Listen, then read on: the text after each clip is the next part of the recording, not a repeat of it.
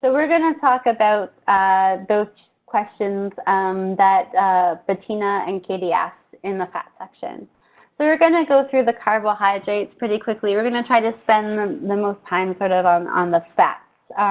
The carbohydrates we've already talked about are structures of sugar molecules, so glucose, fructose, lactose, combinations of those different sugar molecules also. Now, the rate of digestion is very important. Refined carbohydrates are easily digested. Unrefined carbohydrates are not easily digested.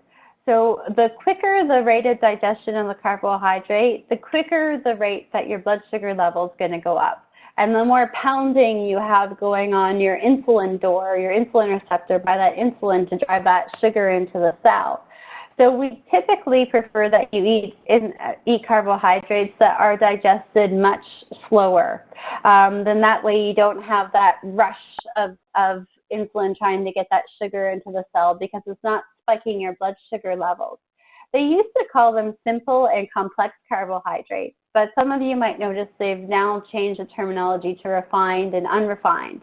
And the reason why is people would eat like wheat bread from whole grain wheat, and that they would think that's a complex carbohydrate, and that because it's a complex carbohydrate, it's not going to get digested as quickly, therefore it's not going to spike your blood sugar levels as quickly. But what happens with wheat and other grains and their flours is that man has taken the grain and it's digested it for you by pulverizing it down into its flour form. So even though you're eating bread that comes from a whole wheat grain, the grain is already being digested. So when you eat the bread, it gets digested very rapidly and it causes the blood sugar level spikes. So this is why we've changed from complex to refined and unrefined, because wheat, for example, is an example of a refined carbohydrate. Wheat flour is an example of a refined carbohydrate, but wheat, the whole grain itself, is an unrefined carbohydrate. But the wheat we have in bread, of course, is going to be refined because it is processed down. It's the same thing with chickpeas. I love chickpeas. Chickpeas are great. We'll talk about them in a few minutes. You can absolutely have them. No harm, no foul there. So chickpeas are okay. But chickpea flour, that's already been digested for you by man. So when man pulverizes these things down until they're refined forms, well, you're eating food that's already done the digestion. Man has done the digestion for you. And you want to do the digestion yourself. You want to take down those chickpeas. You want to digest those chickpeas. You don't want them to be in a flour form when they're digested. So we usually ask for this reason that patients do their best to stay away from most flours as much as possible because they've already been digested for you. Some flour exceptions are almond flour and coconut flour. So I have so much almond flour and coconut flour in my house and so much psyllium husk. And we use almond flour, psyllium husk, coconut flour, and pork rinds, which pork rinds are pork cracklings or chicharrones. We use those for everything that you could imagine that you would ever need breadcrumbs for or flour for. So we work closely with the Diet Doctor, dietdoctor.com, so D-I-E, I'll write it down, I can't spell it loud today. It's been a long week. Dietdoctor.com. So you guys, if you follow Diet Doctor, if you're a subscriber, you'll see Dr. Fung on there all the time. And they have a ton of great low carbohydrate recipes to help get you started on your low carbohydrate journey there. But we work very closely with them. They send people to us for fasting. We send people to them for recipes. Dr. Fung and I are working on a recipe book also, and that will be out in January 2018. And as I'm making and testing recipes, I'm sharing them online. So if you follow us online, you'll get to see some of what we're trying to do for the cookbook. So we do have almond flour and coconut flour in abundance, psyllium husk, and pork rinds. Pork rinds, when crunched up, they make awesome breading substitutes. Bettina's asking about vegan recipes. They do. Diet Doctor does include vegan recipes. Or I'm not sure if she was sharing that they include vegan recipes, but they do. They have vegan, they have vegetarian, and then they have for carnivores. Carnivores and herbivores are covered up on that website. And they have some really great food sort of outside of the traditional North American diet. They have really great alternatives for certain things. So check out that website. So again, refined carbohydrates. So we're pretty much listing off a bunch of foods that you want to do your best to avoid here as much as possible. So these refined carbohydrates, you really want to save these for special occasions. If you were having a good meal, these foods would not be part of that good meal. They wouldn't be part of that good meal at all. You'll see the terminology HA throughout this session, and HA stands for healthier alternatives. So healthier alternatives means it's slightly better for you to use on a special occasion, but it's not good for you to use on the regular. So we will start off. So refined carbohydrates are very, very simple in structure. They're not natural or they're man-made, like flour, for example. They have very little nutritional value, and usually the processing that man does takes away from their nutritional value. So any products containing sugar, especially high fructose corn syrup.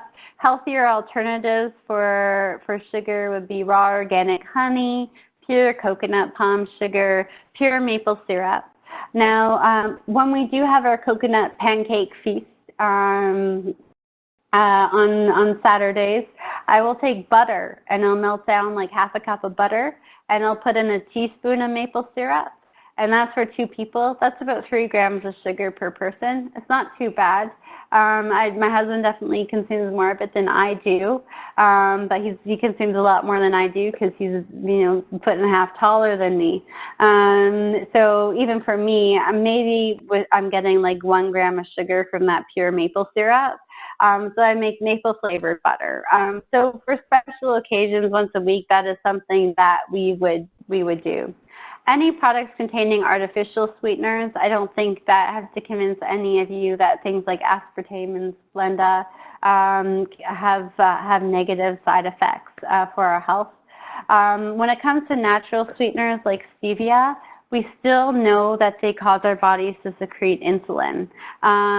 So it's hit or miss there with that. I had family over this past weekend, and they don't follow my diet. I made them all these super ketogenic foods. Everybody enjoyed everything, but I knew when it came to tea and coffee time with my family that I needed to have a sugar substitute for them, and my poison of choice for them was xylitol. I also had erythritol available for them, that xylitol and erythritol. So I don't use them in cooking regularly. For xylitol and erythritol, personally, I'm not wild about the taste, and they cause diarrhea in me, but they don't do that for everybody. So if you're somebody who's just not going to give up the sweeteners in general, it's better to go for xylitol or erythritol over stevia, just because we know that the xylitol and the erythritol have no insulin effect. Well, the xylitol definitely has no insulin effect. The erythritol is very, very, very minor, much less comparison to the stevia. Some patients, though, don't seem to have much of a reaction from stevia, and some people have incredibly dramatic reactions to stevia.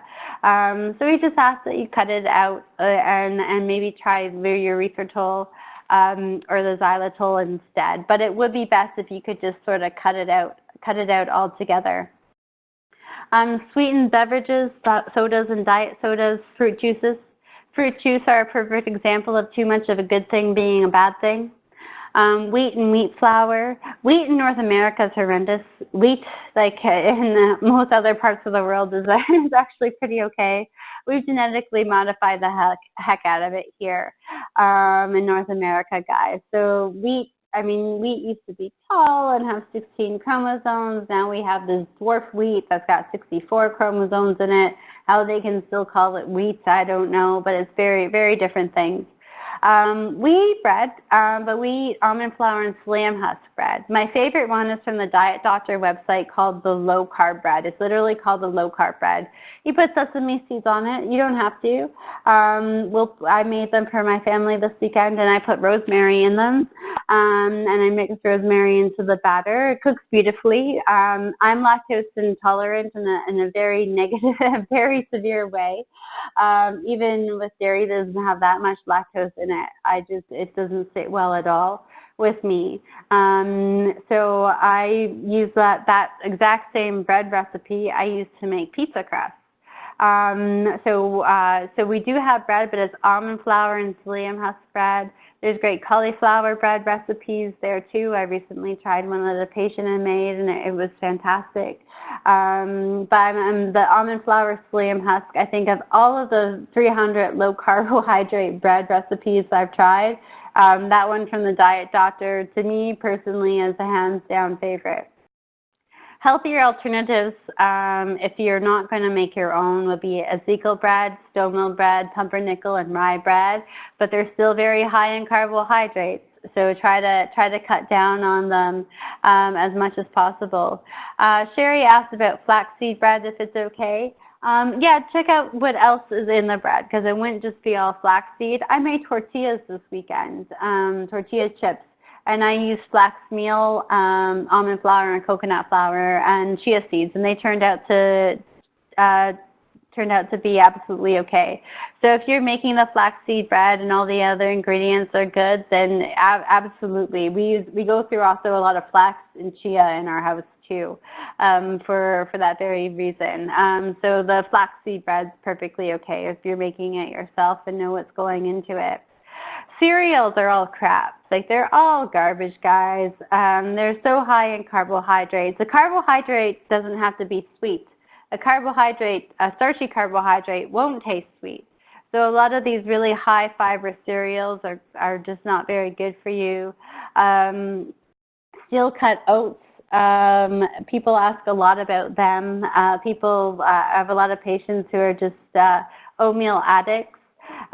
So they're willing to quit the instant oats, but steel cut oats are just as bad. They're just a lot of carbohydrates. Pasta. Oh, pasta has broken my heart. I actually haven't had pasta since January 1st, 2016 was the last time I had pasta. I sound like I'm a recovering pasta-aholic. I guess I am. But it was the last time I had pasta, and it was a very special occasion. And I promised myself that would be it, and I've stuck to it pretty well. But pasta is very high in sugar, and natural sugars. It's funny because for people who don't advocate a high-fat diet, who eat a low-carb diet, who eat a high-carb diet, if you ask them what are the major foods that you would cut out aside from sugar, like sweet refined sugars, what would you cut out to lose weight? And they always come back at you and they say bread and rice and potatoes and pasta. They always come back at you and say those things. My father is a strong proponent of this program. He's doing very well on it. I'm very pleased with him. My mother is, I think she's traumatized by her father's passing when she was very young from heart disease. And so she's just been sort of brainwashed with this low-fat diet her whole life. And after the Christmas holidays this year, she said she wanted to lose weight. And my mother, who thinks fat is this dietary villain that makes us so fat and so sick, I said to her, well, Mom, what are you going to cut out of your diet to lose weight? And she said, bread, rice, pasta, potatoes, corn. I'm going to cut back on those things for the next few months, and I know I'll drop 10 pounds. And I said, those are all low-fat foods, Mom. So the foods that you want to cut out of your diet are low-fat foods. They're not high-fat foods that you want to cut out of your diet to lose weight. They're low-fat foods you want to cut out of your diet to lose weight. And it's so funny because everyone you ask, they all say the same thing. So pasta, be careful about pasta. Pasta in Italy is very different than pasta in Canada. It's just not the same thing, unless, of course, you're making it yourself at home. It's processed by the body very differently, the stuff that we're getting over here. We use a lot of zucchini pasta. We have a spiralizer. It attaches to our stand mixer. It's great. So you can actually go to town with zucchini pasta and spaghetti squash. They're really not that bad for you. We do probably make zucchini pasta once every 2 weeks. We just spiralize it. We let it sit in a bowl with some salt for about 5–10 minutes to help drain out some of the water, and then we consume it. So zucchini pasta is something that frequently occurs. Spaghetti squash isn't too bad either. A lot of people ask about brown rice pasta and spelt pasta as being non-GMO alternatives. So from a inflammation standpoint, they are less anti-inflammatory, but they're still very anti-inflammatory because brown rice pasta and spelt pasta and like pasta made from other grains and pasta made from things like quinoa, they are all very high in carbohydrates, exceptionally high in carbohydrates. There is a pasta. There's a brand that's called New Pasta, NU, and then pasta. And if you're in the Toronto area, I've seen it at Metro a couple times. It's made from konjac root, and it is actually really good. I fed it to my Italian father, and he digested it and didn't complain. So I figured that was the ultimate test, right? Ultimate test right there. But it's from konjac root. And that's perfectly good. So actually, I ordered some online because I don't live near a Metro and I don't go there too often. But in the Toronto area, it's only Metro that I've ever seen it at, not Whole Foods, and none of the other chains. But you can order it online from their website. Oh, Benita saying for our at our Loblaws at St. Clair has it by the egg section. I have a rinky-dink Loblaws at Queen in Portland here. It does nothing. So I will check that out then if I'm in the area. So that's something to try. Crackers, really stay away from crackers unless you're making your own. Like I'll make, when I have company over, I'll make chia seed crackers. Now I don't make chia seed crackers for myself. Because I will eat them to excess. So I'm not big into substitutions for that reason. But when we do have family or friends over, I will whip up some chia seed crackers. There's all kinds of seed and nut crackers. I keep mine simple: chia seed, salt, rosemary, olive oil, water. I let everything sit in a bowl, and then I paste it out on parchment paper, and I leave it in the oven on 175 for a few hours until it gets pretty dehydrated. I've even left it on all night, one night, and it turns out perfectly okay at that low temperature, and it just dehydrates it, and you make these little chia seed crisps. So it works pretty well. But when you take away the gluten, you add in. People, they often substitute wheat with cornstarch or rice flour or potato starch, and that has so much more carbohydrates in it than the wheat did in the first place. So it's not necessarily a better option or a healthier option. Beer is probably the worst of the liquors. I'm sorry, guys, for you out there. When we have a party, I'll put in some Corona Light. Corona Light's around 5 grams of carbs of beer. Coors Light's around 5 grams of carbs of beer. There are some other ones that are 2 or 3 grams, but they're hard to find. You can't really find them sort of mainstream restaurants or at where you would purchase beer, like in Canada or in Ontario at the beer store, the LCBO here, where we buy liquor. We can't find them. Find it there. So Coors Light, Corona Light, when we have parties, that's what we provide for our guests. All wines are, all red wines are pretty good. The dry white wines are all very good. It's when you get into the late harvest wine that you have to be cautious with the late harvest wines and the ice wines. They're very high in sugar, and Gwurts are very high in sugar also. So the highest sweetness that I would go would be about a Riesling. If you're located within the province of Ontario, our LCBO, our Liquor Licensing Board of Ontario, that's the only place where, well, now they're expanding. We can buy some liquor at some grocery stores in the city of Toronto now. But at our primary liquor stores where we buy it, the government actually requires that the sugar content be on the label. So you can go in and you can check out and see how much sugar is in all of these things that you're drinking, which is awesome.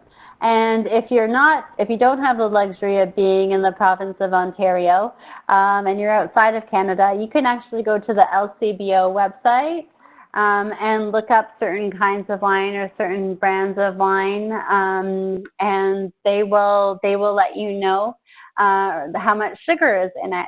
So usually when it comes to wine, I try to not buy anything that's over 10 grams of sugar per liter. A liter is about 64 ounces, I think, or 32 ounces. 1 cup, 8.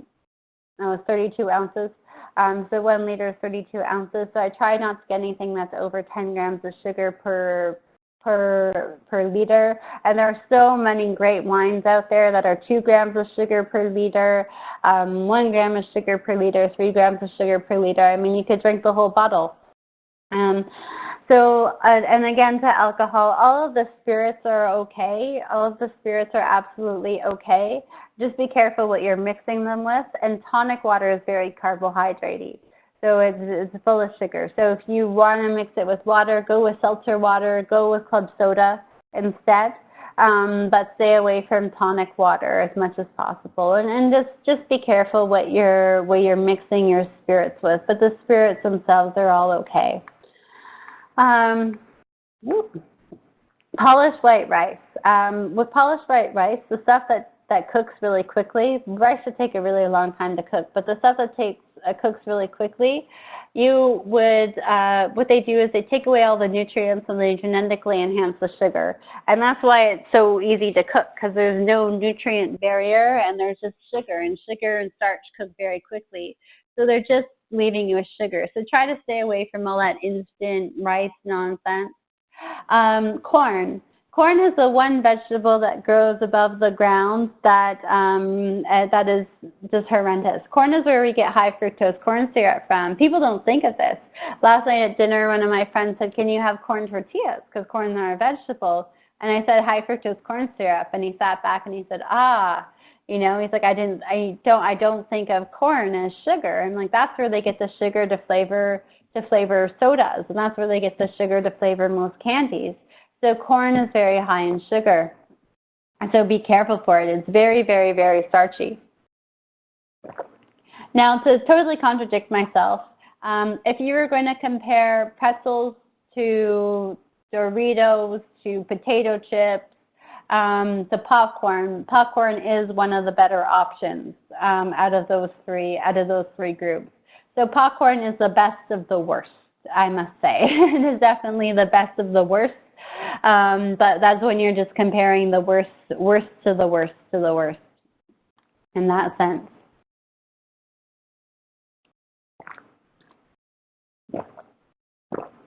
When it comes to soy, if you're a vegetarian and you're going to eat soy, or if you like soy products, really make sure you're buying organic soy. If you're a man and have issues with your testosterone or estrogen levels, please avoid soy. If you're a woman who has issues with her estrogen levels, please avoid soy, even if it is organic. A good substitute for soy sauce is coconut aminos. It's a great substitute for soy sauce, and you can use it very liberally, and it's absolutely fantastic. These unrefined carbs, these are all foods that are good for you, but they're still digested very quickly.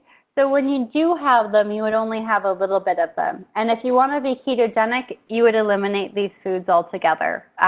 But if you're just looking to go a low carbohydrate route, if you're looking to scale back, these are the foods you would scale back on their portion sizes from, but you wouldn't cut them out altogether. So you scale back the portion and the frequency of your consumption of these foods, but you wouldn't necessarily have to cut them out if you're looking to be more moderate low carb and try to be a little bit more sensible with the carbohydrates. But if you're looking to be ketogenic, you would not eat any of these foods. So they are naturally occurring. They have tons of vitamins and minerals. Man hasn't screwed them up in any way, but they're still very easily digested.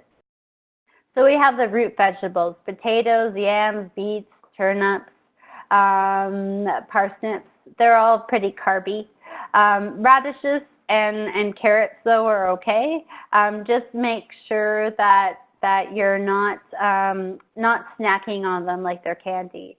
So that 10%, that 10% going back to the first slide on the unrefined carbohydrates, if you are going moderate low carb, or if you're just trying to scale back, make sure they're less than 10% of your diet.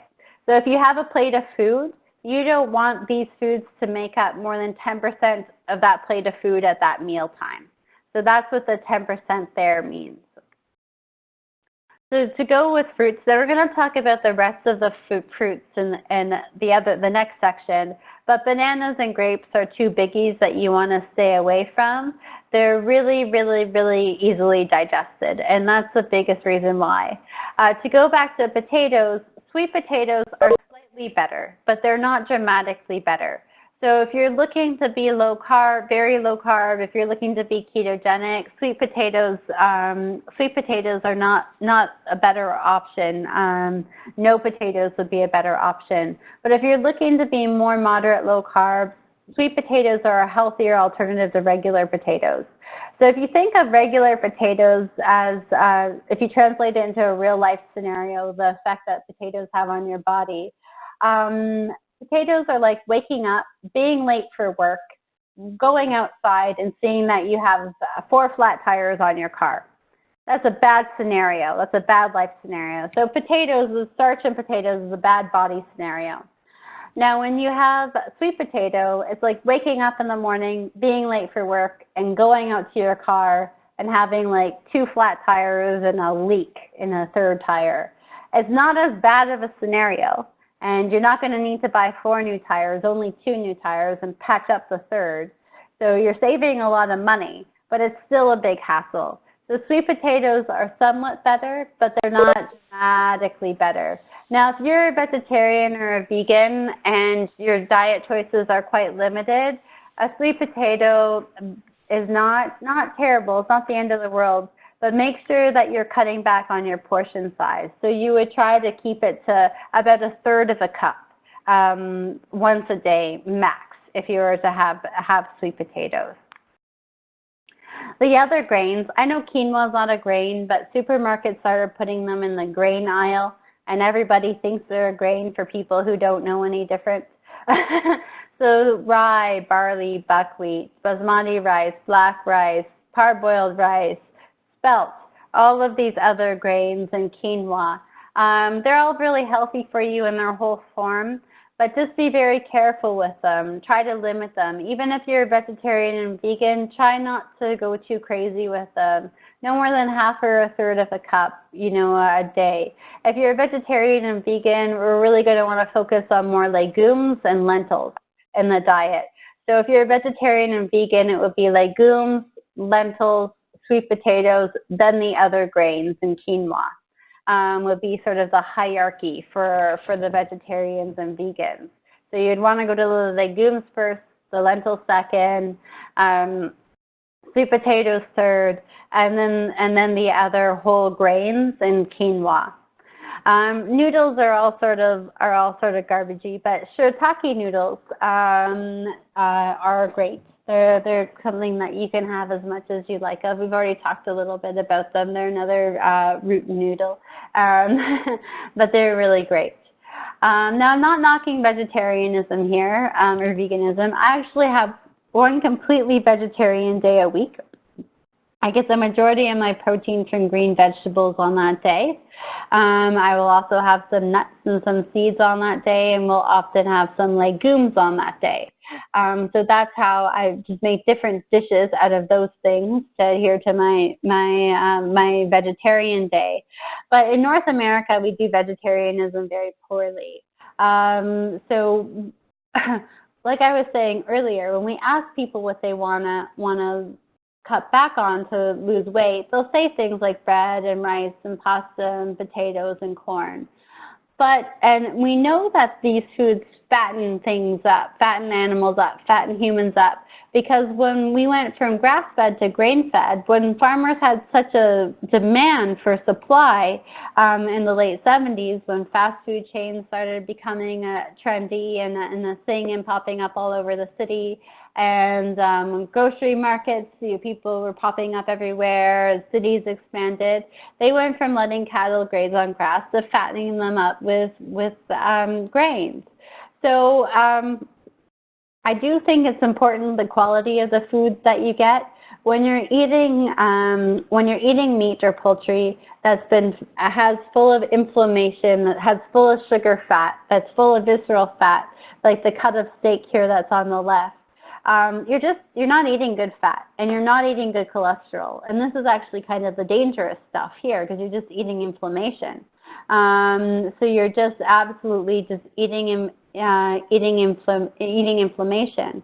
But when you look on the right, you have nice, good quality fat, not too much marbling. I like a little bit more marbling, but you don't have those big, big hunky chunks. And that is all corn fat. That is all corn fat, because this animal is fed corn fat, or fed corn to get fat. Our government, too, this is the Canadian Food Guide, and it's not very different from the American Food Pyramid, but they tell adult men to eat as many grains, and same thing with adult women, and of all ages. You'll see that they want you to eat as many grains as fruit and vegetables. And that's just ridiculous. That's just totally bogus. We know that these foods fatten us up. The government, they fatten cattle up, you fatten everything up. All of our food industry here, particularly in Canada, is so regulated by the government. We fatten everything up with grains.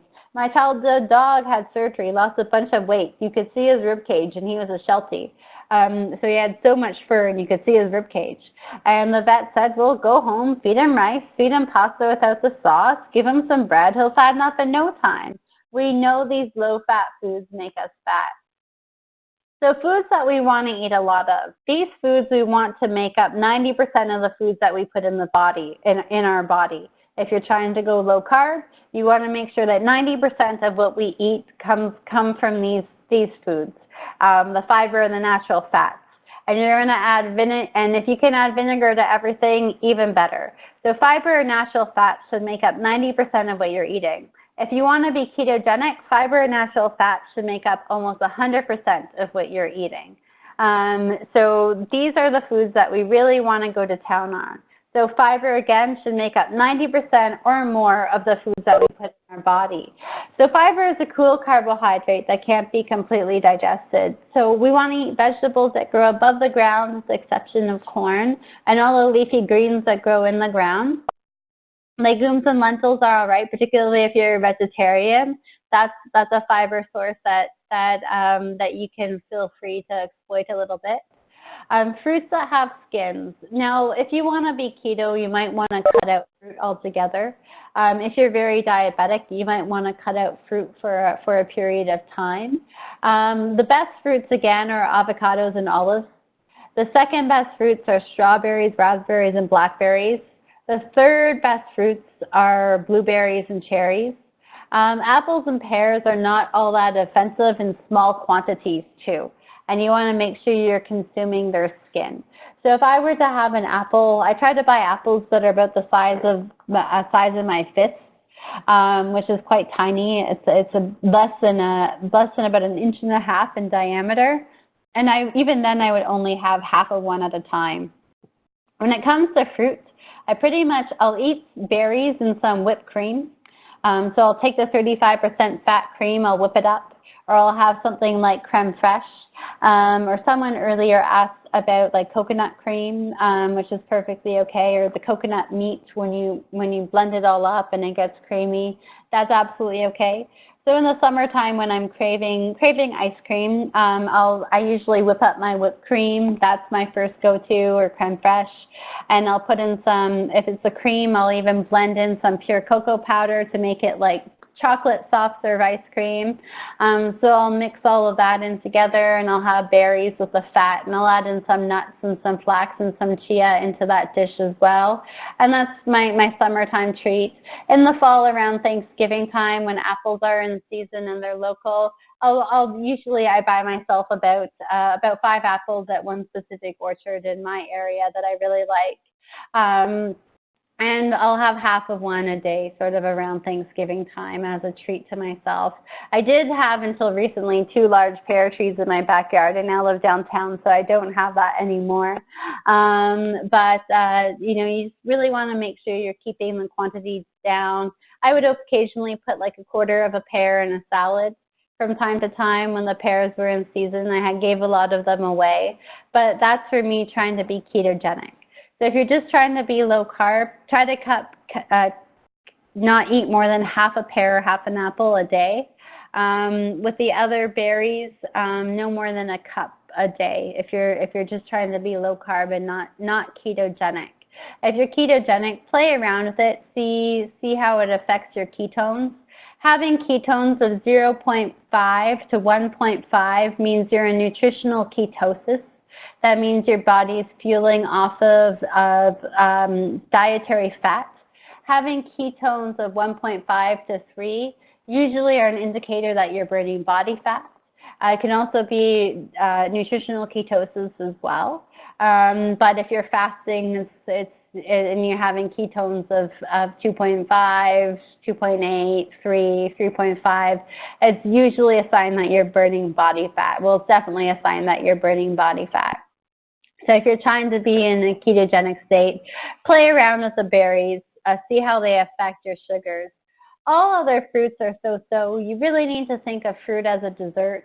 Limit it for special occasions. I had family over on the weekend again, and my dessert for them was a fruit tray that was primarily berries, and it had some melon slices on it. And I don't cut it out altogether. Maybe a couple times a year I'll have a couple of slices of watermelon. The odd time if I'm at a party and there's a fruit tray and I'm being tempted by cupcakes, I'll have a small piece of pineapple just to help kill my sugar cravings then, if I don't have my chocolate supply with me. So just be mindful of fruit. And flax and chia seeds and hemp hearts are also great sources of fiber. Natural fats. So natural fats, they don't make you fat unless you're eating them with a lot of carbohydrates. So the natural fats are really only going to plump you up very quickly if you're eating them with a lot of carbohydrates. So keep in mind you are what your food eats. So meats, try to buy grass-fed if you can. Poultry and eggs, do your best to make sure it's going to be organic grain and vegetable fed. That's the best that you're really going to get when it comes to poultry. So try to make sure that they're hormone-free, that they're true free range if you can. So just try to make sure that is okay. Bettina, 10 plus 90 plus 90, it just means of your whole plate, your combination of your whole plate. So the unrefined carbohydrates should be less than 10% of what's on your plate. And the other 90% of what's on your plate should be made of fat and vegetables. That's what it should be. It should just be fat and vegetables, so in any combination. Usually when I eat a plate of food, 2/3 of it are vegetables, 1/3 of it is protein. And I just make sure I pick a fattier protein source and I make sure all the vegetables are cooked in fat. And that's how to have a high-fat diet. So I have a protein that's about the size and the thickness of the palm of my hand. I pick a fattier protein. So for poultry, like chicken thighs, a few chicken wings, a chicken drumstick, and I'll make sure that's cooked in fat, like the drumstick, I'll wrap it in bacon, or I'll cook them in olive oil or herb and garlic butter, or if I roast them, then I'll pour herb butter on top of them, or different seasoned butters on top of them, but adding fat to the meat.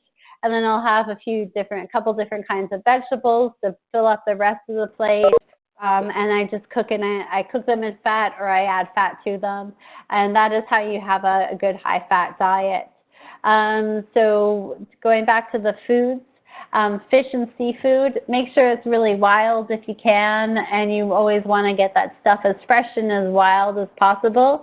But there's no need to shy away from fish or seafood. Shrimp is great, lobster is great. Drown it in butter. We want to add more fat to it. Don't steam the fish, cook it in fat, pan fry it, add fat to it. Butter, of course, is always best if you can buy grass-fed butter. Try to buy unsalted butter and add your own salt to it. Again, avocados are a great fat, and avocado oil is a great oil to use as well. It's not a good cooking oil, but it is a good oil to use to add fat to things once they've been cooked or in their raw form. Olive oil should really be organic, especially in Canada and the United States. Our labeling laws are horrendous. In Canada, if a bottle says pure olive oil, it doesn't actually have to be pure olive oil, but they can label it as pure olive oil as long as it contains 10% olive oil. So you never really know what you're getting. It's usually cottonseed oil or canola oil because they have longer shelf lives. They don't go rancid as quickly. But olive oil is a great oil. Coconut oil is a great oil. And also most coconut cream and the meat from coconuts, they're all okay. They're absolutely okay. Also, to go back to the butter, grass-fed ghee is also awesome. I really love grass-fed ghee. You can make your own ghee too from grass-fed butter. It's just clarified grass-fed butter. When it comes to cheese, really do your best to buy high-fat cheeses. The older aged cheese, the better. Do your best to stay away from processed cheese, so low-fat cheese, no-fat cheese. Stay away from that stuff. But most cheeses, Parmesan, mozzarella, as long as it's not low-fat, feta cheese, anything from a goat is great. Anything from a goat is great. All of the cheeses are absolutely okay. Daniel is saying our nutritional labels, he finds that many of the cheeses have a trans fat content that's pretty low. Is that okay? There is going to be some trans fats, and that is okay. With cheese, we try to limit to 4 ounces of cheese a day. So try to cap it to 4 ounces of cheese a day and not exceed. If you find that you're feeling really hungry after eating 4 ounces of cheese, then scale it back to 2 ounces of cheese a day. Sometimes cheese really drives hunger. Cottage cheese is okay. Cottage cheese is okay, particularly if you're making it yourself at home. Cream cheese, a lot of the low carbohydrate recipes call for cream cheese. Cream cheese tends to be pretty heavily processed, but it is okay. Other things, mayo is great. An avocado oil-based mayo is my favorite, but coconut oil-based mayo and olive oil-based mayos are all really fantastic too. Sour cream is great. We're approaching on summer. This weekend we made a dip with sour cream and dill, and it made a nice dip for cucumber salad, it makes a great dressing for cucumber salad, but it made a great dip for our vegetables as well. So sour cream is great. Yogurt tends to be very, very, very high in sugar. Even like 4% fat, 9% fat yogurt tends to be a little heavier on the sugar side. 9–10%, sort of the best I think we can find regularly around the Toronto area. You used to be able to get 22% fat Liberté yogurt in Toronto, and now I'm having a harder and harder time coming across it. But what I really like is creme fraiche. Creme fraiche you can get at most major supermarkets. It's 45% fat. It's fantastic. Also, the heavy whipping cream you can really whip up, and you can go to town with that. That's no problem at all.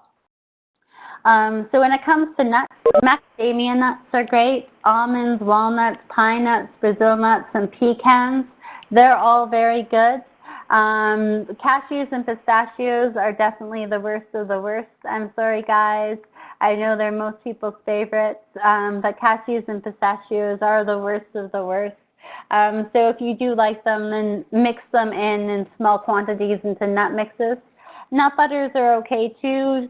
When it comes to nuts, try not to exceed more than half a cup a day. If you're a vegetarian, if you're a non-vegetarian, try to keep it to no more than a third of a cup a day. Nut butters, try to keep to no more than 2 tablespoons a day. Seeds, flaxseed and chia seeds are all okay. Hemp hearts are good. Sunflower seeds and pumpkin seeds are good. Pumpkin seeds are far more superior if they're consumed with the shell on. You can absolutely eat the shell of a pumpkin seed, and they are a superior food to have. Another oil that is also really good is macadamia nut oil, which is fantastic. You can find it usually at more specialty shops. Sometimes supermarkets carry it. We order it online on Amazon. Macadamia nut oil is also really good. Bettina's asking about limits on seeds. Sorry, guys.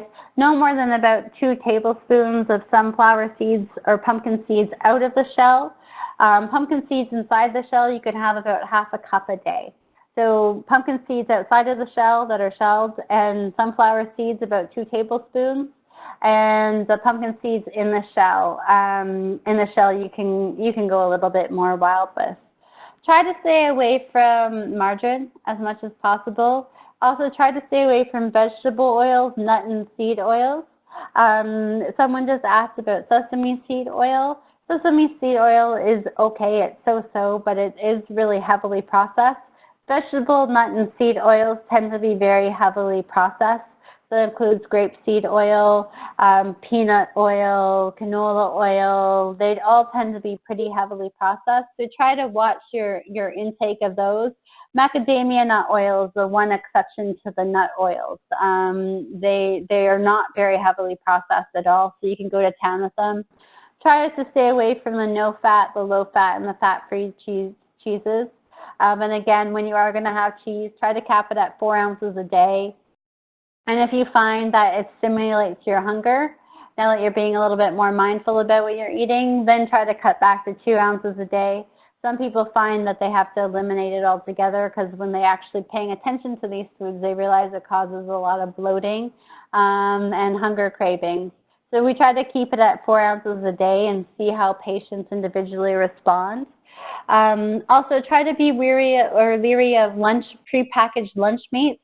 Go to the deli counter, talk to them, see how the meat is processed, see what it's cured in, and make educated decisions at the deli counter, and then have them slice it up there. You're going to have a lot more options at the deli counter than you are probably going to have on the shelf. So keep in mind that insulin is the real pain in the butt here. Insulin is the real factor that's causing the weight gain. Sometimes it's cortisol too, but more often than not, we really struggle with the insulin with our patients and people in North America and eating Western diets that are suffering from obesity. So it's that we really want to be careful about as much as possible. Vinegar is another great thing. Vinegar helps slow down the digestion of carbohydrates. So the biggest trick, the biggest Houdini stunt you can pull is if you are going to have French fries, drown those babies in vinegar. If you are going to have carbohydrates of any kind, do your best to drown it in vinegar.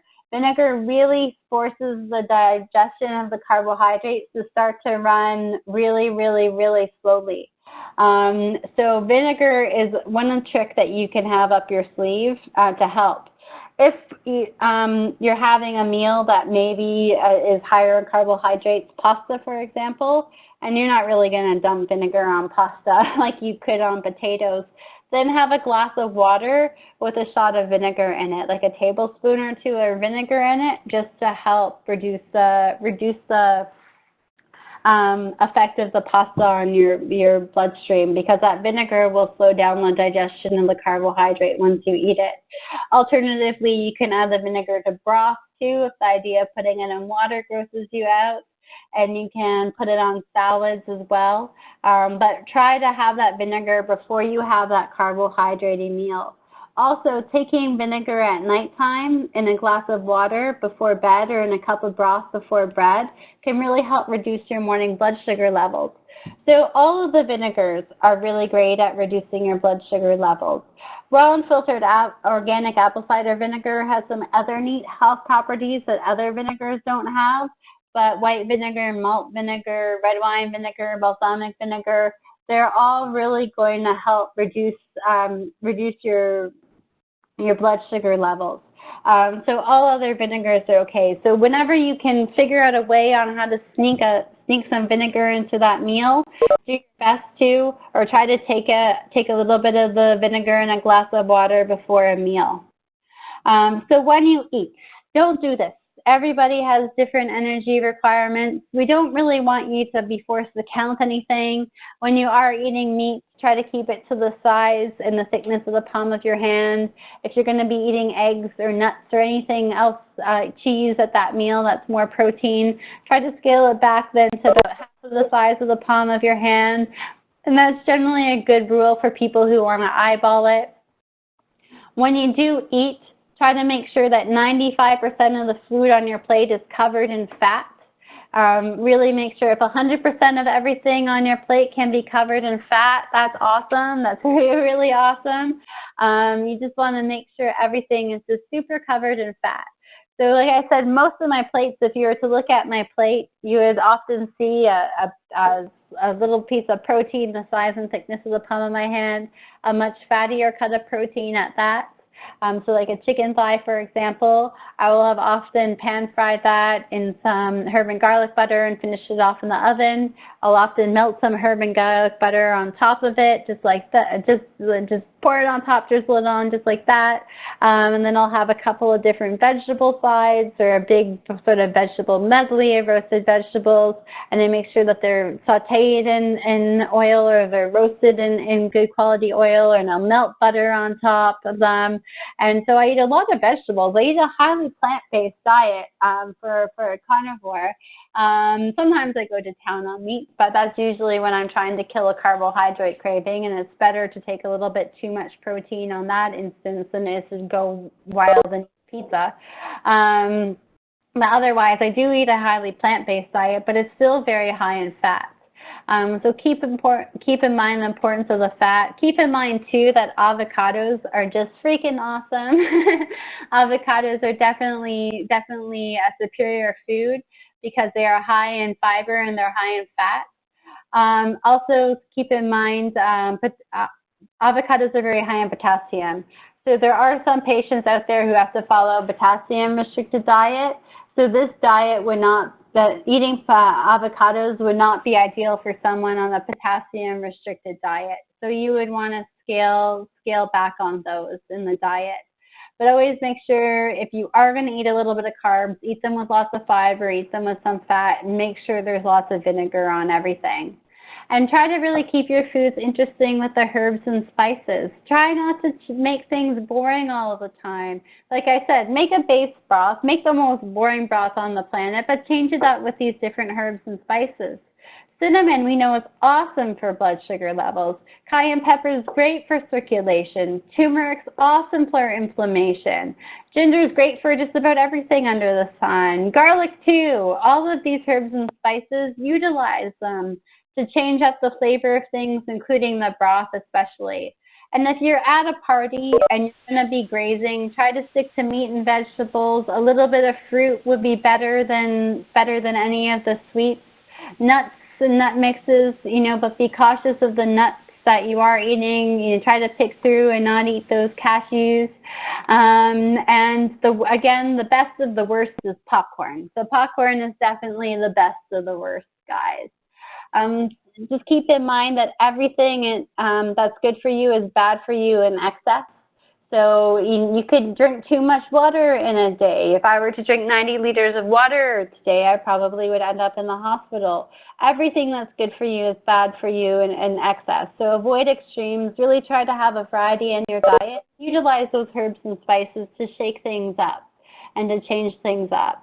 So please follow along on our blog. We're not really up to date on the Facebook group, but you can follow up with Dr. Fung and I on Facebook, and Dr. Fung's very active on Twitter. I'm more active on Instagram, so you can always find us on these social media outlets. My Facebook tag is Megan IDM, and my Instagram one is Megan J Ramos. J as in Jennifer. So follow us online, guys. So that includes our chat for today.